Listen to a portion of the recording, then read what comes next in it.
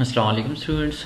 This is doctor Syed Shahid और आज का जो हमारा टॉपिक है वो B clinical pharmacology and microbiology का है, जिसमें हमने डिस्कस करना है कि हेल्थ के सर्टेन इन्फेक्शंस कौन से होते हैं और एंटी माइक्रोबियल रेजिस्टेंस कौन सी चीज़ें होती हैं, तो उस पर आज हमने डिस्कस करना है। तो फिर इसमें क्या चीज़ें आपने डिस्कस करनी होती है कि हेल्थ केयर जो आपके पास हॉस्पिटल में कौन से इन्फेक्शंस होते हैं और फिर एंटी माइक्रोबियल का जो माइक्रोब्स होते हैं इनकी रेजिस्टेंस हमें कैसे आती है। जैसे कि इसकी एग्जांपल आपको मैं अगर इस तरह बताऊं, आप बहुत सारे एंटीबायोटिक्स यूज़ करते होते हैं। जैसे पेनिसिलिन था, पेनिसिलिन की इफेक्ट क्यों ख़त्म होने स्टार्ट हो गई, इसकी मेन वजह ये थी क्योंकि जो हमने उसको यूज़ कर रहा था तो हमने उसको बिला वजह किसी चीज़ की यूज़ किया था। फिर बाद में जब उसकी ज़रूरत पेश आई तो वो हमें रेजिस्ट कर रहा था और वो जो माइक्रोब्स थे, जो बैक्टीरियाज थे, उनको क्या कर रहा था, उनको रेजिस्ट कर रहा था। तो यही भी एक मेन वजह थी इसी किस्म के इन्फेक्शंस को ट्रीट करने की, जो मेन हमें जो वो आती है, साइड इफेक्ट्स आते हैं। ज़्यादातर जो हमारे पास नमोनिया होते हैं वो 21.8% होते हैं, जो कि all health care certain infections के साथ होते हैं। इसके अलावा अगर हम बात करें तो सर्जिकल साइट इन्फेक्शन जो होते हैं वो भी 21.8% होते हैं। फिर जीआईटी के इन्फेक्शंस को हमारे पास आते हैं वो 17.1% होते हैं। और यूरिनरी ट्रैक के और ब्लड स्ट्रीम के इन्फेक्शन जो होते हैं ये 9 से लेके आपके पास 13% तक आपके पास ये नॉर्मली इन्वॉल्व होते हैं। जो पाकिस्तान में, जो कि हमारे के हेल्थ केयर सिस्टम में जो ईएनटी के मतलब एयर नोज थ्रोट वगैरह के माउथ के इन्फेक्शन, ये हमारे पास 5.6 से भी ज़्यादा है।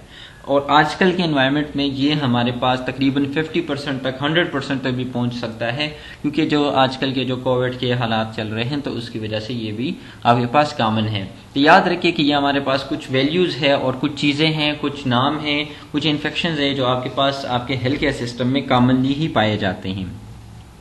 जैसे कि आपको पता है कि जैसे ही मेडिकल साइंसेस वो करता है, जितना वो हाईली जाता है, जितना आगे जाता है, तो उसके साथ साथ आपके साथ क्या आते हैं, इन्फेक्शंस ज़्यादा बढ़ते जाते हैं। जितने आप ज़्यादा प्रोसीजर्स करते होते हैं, जितने आपके पास वार्ड ज़्यादा होते हैं, वहाँ पे इन्फेक्शंस के चांसेस ज़्यादा होते हैं।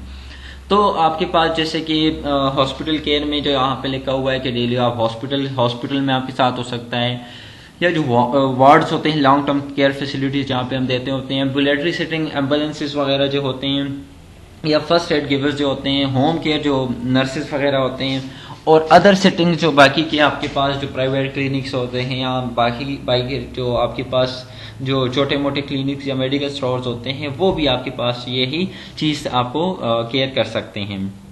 ये एंटीपिसेटेड इन्फेक्शन होते हैं जो कि डेवलप करते हैं, मेडिकल और सर्जिकल ट्रीटमेंट में भी कर सकते हैं और पेशेंट को इल कर सकते हैं, यहाँ तक इसकी डेथ भी काज कर सकती है और उसको सीवियर इंजरी की तरफ भी लेके जा सकती है, जो कि ठीक होने के मुताबिक ना हो। इसके बारे में सीडीसी बोलते हैं, centre for the disease control and prevention, CDC. वो एक उन्होंने एक हमारे पास एक सर्वेलेंस, उन्होंने एक वो बनाया, इन्वेस्टिगेशन की, उन्होंने प्रिवेंशन की, उन्होंने सारी कायदे कवानीन हमें बताई कि आपने कैसे इन चीज़ों से बचना है और क्या क्या करना है। अच्छा, रिस्पेक्टर इसके क्या होते हैं? रिस्पेक्टर इस पर सारे के सारे पेशेंट जो भी होते हैं वो इसके साथ इन्वॉल्व हो सकते हैं, इस कंडीशन में वो इन्वॉल्व हो सकते हैं, जो भी हॉस्पिटल्स आते हैं, जो भी ऐसे किस्म के हेल्थ केयर फैसिलिटीज़ के साथ इन्वॉल्व होते हैं।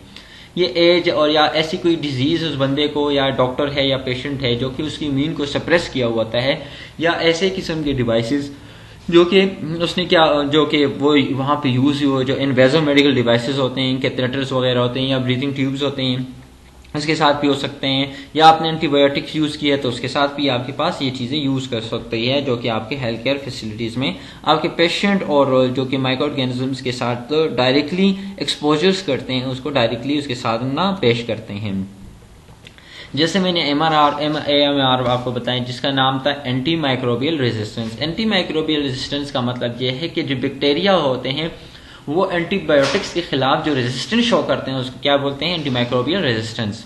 ये कब करते हैं? ये आकर करते हैं जब माइक्रोब्स होते हैं जिनका अपना मैकेनिज्म होता है खुद को प्रोटेक्ट करने के लिए, एंटी माइक्रोबियल्स के। एंटी माइक्रोब्स के मतलब ये है सारे के सारे माइक्रोब, जैसे anti bacteria, anti fungal, anti bacteria, antiviral, ये सारे के सारे आपके पास जो ड्रग्स होते हैं इसको क्या बोलते हैं? एंटी माइक्रोबियल ड्रग्स बोलते हैं।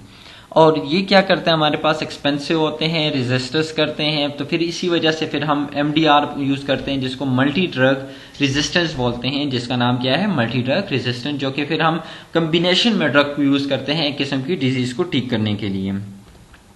कहते हैं कि सारे के सारे क्लासेस के ड्रग्स जो होते हैं वो रेजिस्टेंस शो करते हैं, जैसे फंगस हो गया, एंटी फंगल हो गए, वायरसेस हो गए एंटीवायरल, प्रोटोजोवा के एंटी प्रोटोजोवल, एंड इस तरह बैक्टीरिया के एंटीबायोटिक, जो कि ये रेजिस्टेंस शो करते हैं। यही एक वजह होती है, इसी वजह से ही टोटली ड्रग रेजिस्टेंस भी आपको शो कभी कभी करनी होती है।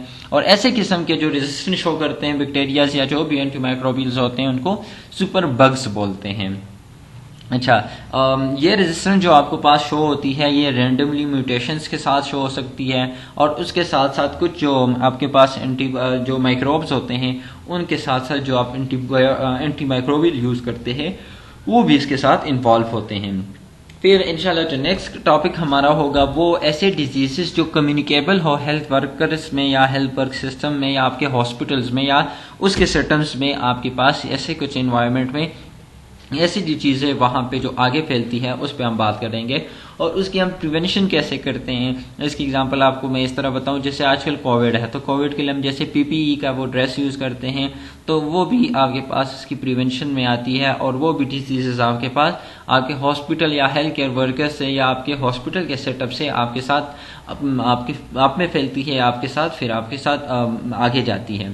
थैंक यू, अपना ख्याल रखें। नेक्स्ट लेक्चर में आपसे मुलाकात होती है। अल्लाह हाफिज़।